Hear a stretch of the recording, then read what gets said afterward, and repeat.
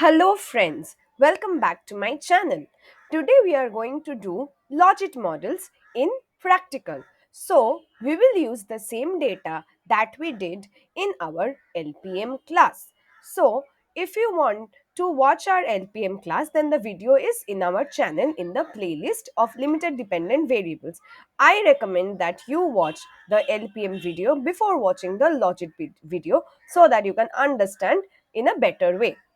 Okay, so we know how the Logit model is different from the LPM model. In the case of Logit model, we have a cumulative logistic distribution. Oof. You have a we have a cumulative logistic distribution, which means that in this case we do not have the problem of the probability exceeding 1 or being below 0. So it lies between 0 and 1, and also we do not have the problems of heteroscedasticity or other such problems.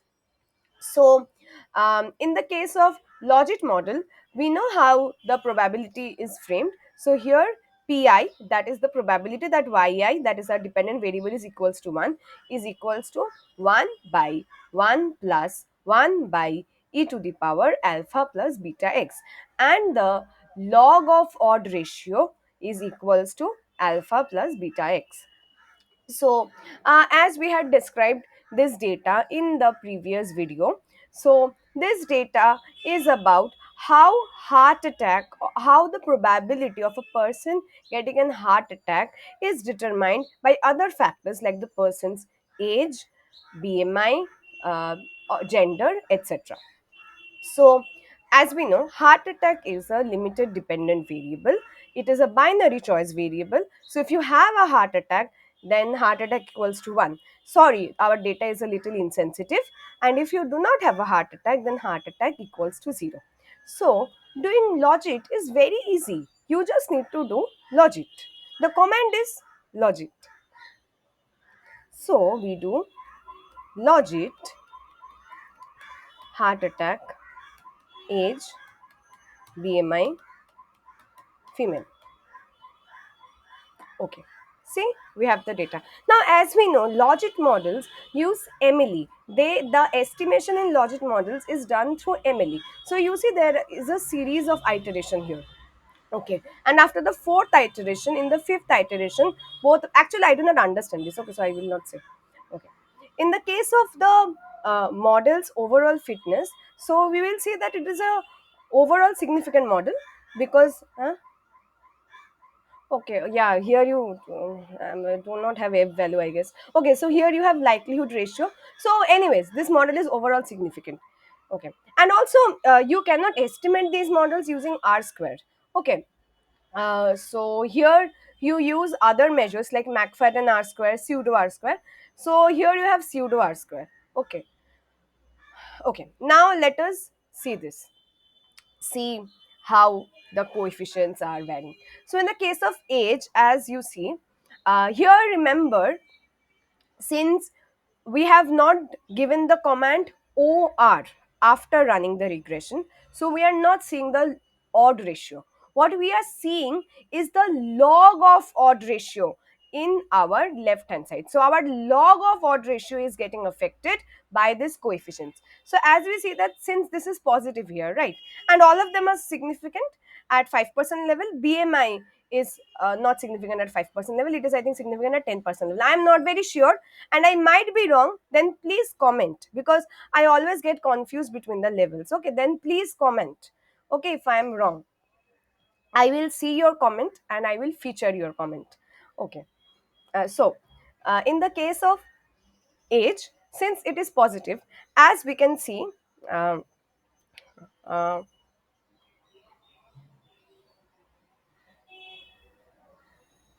okay, 1 minute.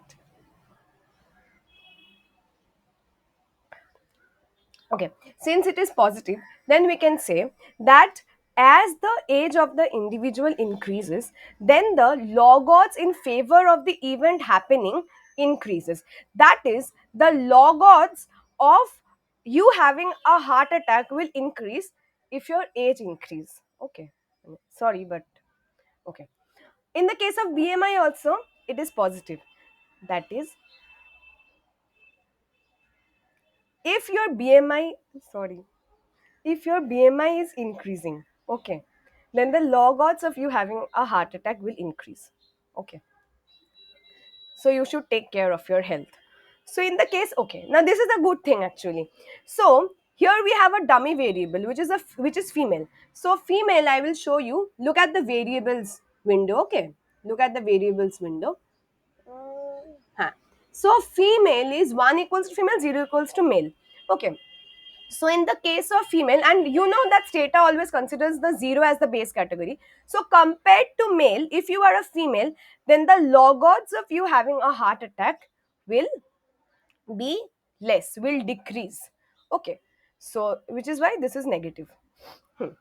So this is how we will analyze. Now, always saying log odds and visualizing on the basis of log odds is a little difficult. So we do what? We add one. Huh? Huh, wait, we add one OR, which shows the odd ratio, which shows how the odd ratios are getting affected.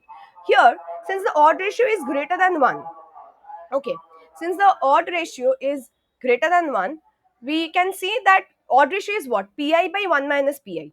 So if Pi by 1 minus Pi is greater than 1, that means Pi is greater than 1 minus Pi, then the log odds in favor of the event is more than the log odds against the event. No, no, sorry. Then the odds in favor of the event is more than the odds against the event.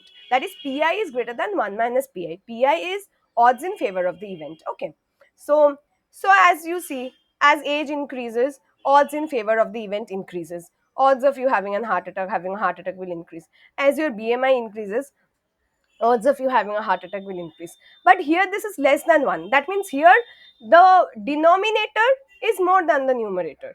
Okay, that is 1 minus Pi is more than Pi. That is why it is less than 1.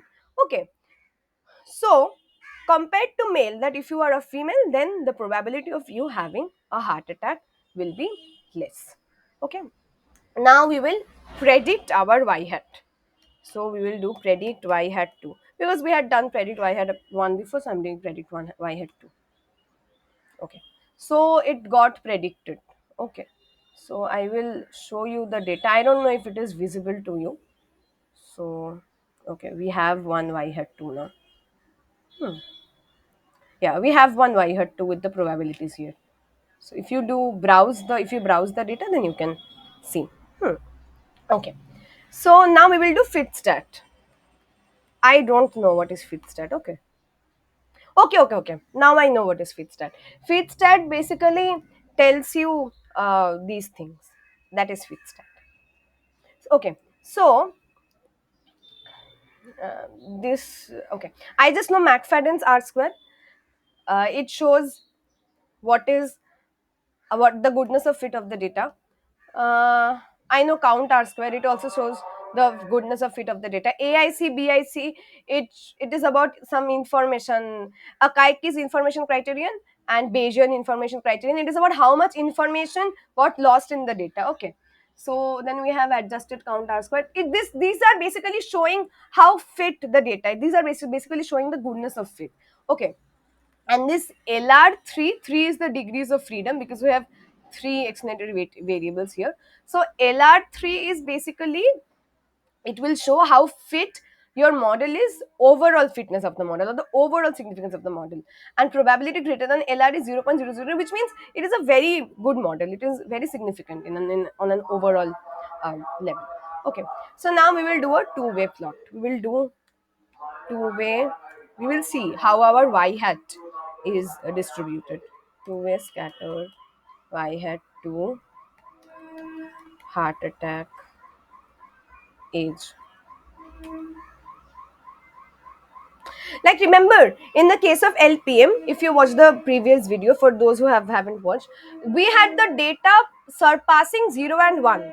But that is not possible in the case of probability, right? Probability cannot be outside the bounds of 0 and 1. But here you do not have that problem because it is a cumulative logistic distribution. Here it will lie between 0 and 1. So the probability of of heart attack increases with an increasing age, as you can see. I don't know if the graph is visible actually. I don't know how to do it. Okay. Uh, then We will see. Hmm. For because the graph I think was not visible to some of you, we will see um, if we have any y hat greater than 1 or any y hat less than 0. I know it there won't be anything, but I will still show.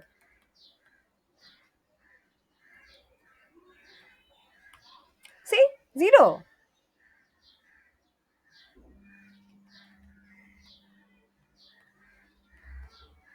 See, 0. I told you. Okay, then we have a very big command. Okay, now I don't know how to remember the command or how to do this command.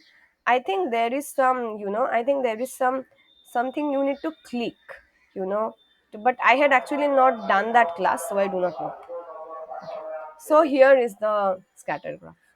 Here is how our y hat 2 is fitted. Yeah. Okay. So okay. Let's leave it. Now let's move to marginal effects. Now, do you know what is marginal effects? Marginal effects is basically how with 1 unit change in x, my y is getting affected. Okay. So as you know, in the case of logic, there can be three types of marginal effects. Okay. So one is marginal effects at means. Okay. So and the others, I am asking you, what are the other types of marginal effects in logic? So please comment that. I will see if you know or not. Okay, and I will give you the answer in the next video. Okay. So, but here we will do only marginal effect at mean. Okay. Now, in the case of marginal effect at means, we will do by taking age as the explanatory variable. So, so basically, if you want to know the theory, then just do del pi by del xi. Okay. So del pi will be the probability that yi equals to 1, which is the formula of e to the power alpha plus beta xi divided by e to the power alpha plus beta xi plus 1. So just that formula, just differentiate del xi on it and you will get it. What you will get is beta into pi into 1 minus pi. Okay. So we will do a different series for theory and we will show it there. Hmm. So basically to find the marginal effect, it is very easy. Just write margins. Done. Then write dy dx and age. Then write at means because we are doing it marginal effect at means.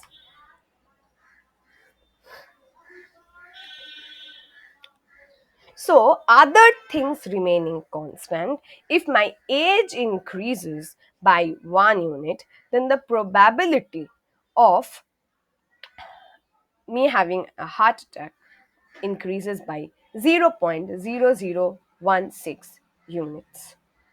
Okay. Okay. Now, let us see what will this be if the age is between 25 and 50. Okay, so we will write margins dy dx age, wait, at age equals to 25, sorry, 50.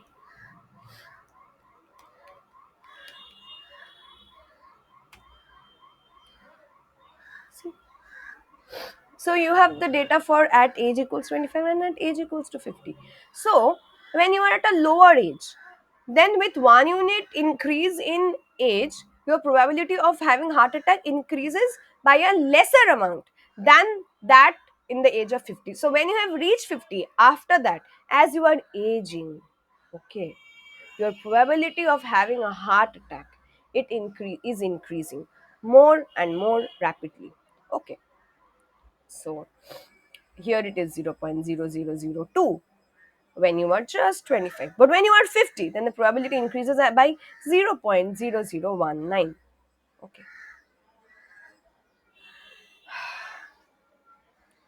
Okay, now I will show you another thing.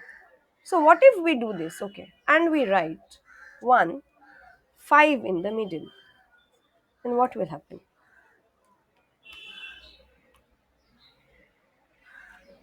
That means between 25 and 50, our data automatically got divided by 5 5 years, in intervals of 5 5 years. See, and you see that as your age is increasing, the probability of you having a heart attack increases with 1 unit increase in your age in a much faster rate. Okay, then we will do margins plot. So if there is anything that you can't understand, then please comment. See, what we saw in the data, it is getting reflected. Okay, look at the confidence interval. Okay, look at the confidence intervals. I don't know if your graphs are visible actually. Okay, so look at the confidence intervals. So confidence interval are higher at higher ages. So in the lower ages, the probability of you having a heart attack is less. But if you get a heart attack, there, but like in between that ages, the confidence interval of you having a heart attack is also less. Okay, but as the age increases, then the probability of you having a heart attack is more, but the confidence interval is also more. Okay, of the uh, e- so this is how you analyze the effect of age on the on probability of having a heart attack. So now, how do you interpret the confidence interval? It is a very very crucial thing to interpret. So it is, we are considering a 95% confidence interval. So you are 95% sure. Okay, so that the probability here is less, but 95% of your data lies between these numbers, which is a very small gap. So 95% of your data here lies in a very small gap. But here, 95% of your data lies on a very large gap. Okay,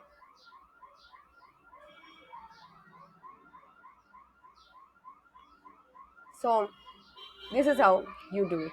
Okay, so you can do the same with BMI, you can do the same with female. So to do it with BMI is I give it to you as an assignment. Thank you so much. Let us meet in the next video.